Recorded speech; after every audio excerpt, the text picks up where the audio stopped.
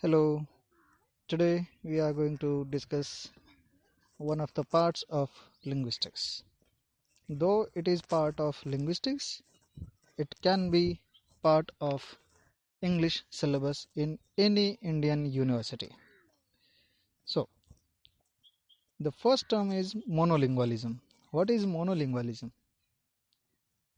It can be understood against the background of multilingualism. Then what is multilingualism?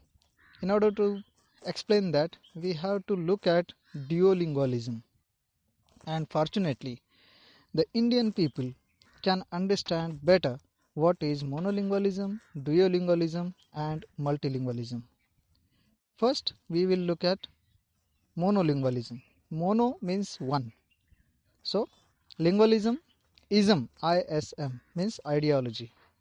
Lingualism means an ideology, way of using a language that is only one. It means use of only one language is called as monolinguality or monolingualism.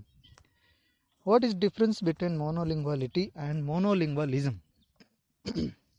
Sorry, monolinguality is an adjective and monolingualism is a way or method of using that language. Monolinguality can be one of the characteristics of the users. So here we are looking at monolingualism. What is that? Monolingualism is a tendency of using only one language. For example, in Britain, only English can be observed as spoken or written, or we can say used by all. At the same time, it is said that every second person in Britain uses French fluently as the French use it. In vice versa, we have French people. Most of the French people use English as the English people use in England or Britain. So, um, with these examples, we can say um, there may be rarely a thing like monolingualism. In the world, we can find uh, people using more than one language. How? Say for example, in India, there are a lot of languages. In India, it is said there exist at least or approximately 6,000 to 7,000 languages. Now, there may be another point that what is called language and what is called dialect.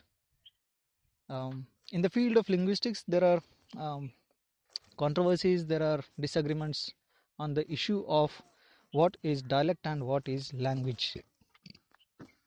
So, right now we will not go into the issue of what is dialect and what is language, but we agree. Generally, we will say that India is a big multilingual country in the world. So, with this argument, we can say there is no monolingual country on this planet. But at the same time, we have to understand what is monolingualism. What is that then? Monolingualism is the use of only one language.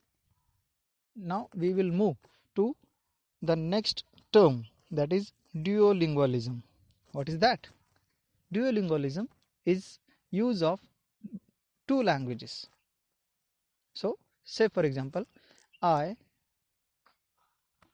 being known as Marathi person or belonging to the region called Maharashtra, I know very well Marathi language, and at the same time, if I know English, then I am bilingual or duolingual. Most of the times bilingual term is used. for this kind of persons. So bilinguals are those who use two languages effectively. Now the users, we are moving to another term, the third term, multilingualism, because monolingualism is important, at the same time multilingualism is important. In this presentation we are going to see monolingualism against the background of multilingualism. What is important in this scenario or in the process of globalization?